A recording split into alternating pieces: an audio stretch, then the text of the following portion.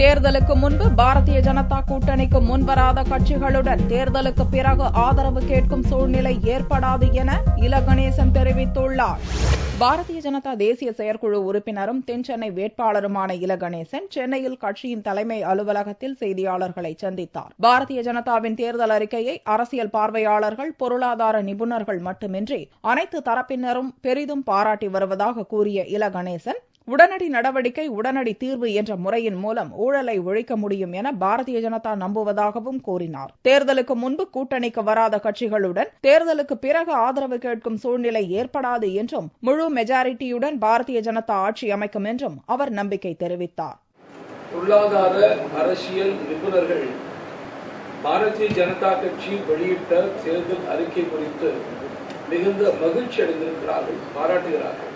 ஊழலை பற்றி பேசிக் கொண்டிருப்பதோ, ஊழல் புரிந்தவனுக்கு எதிராக நடவடிக்கை எடுத்து அவருக்கு தண்டனை வழங்குவதோ மாத்திரம் தீர்வு அல்ல. உடனடியாக தீர்வு, உடனடியாக நடவடிக்கை என்று வரும்பொழுது ஊழலுக்கு வேலை இருக்காது.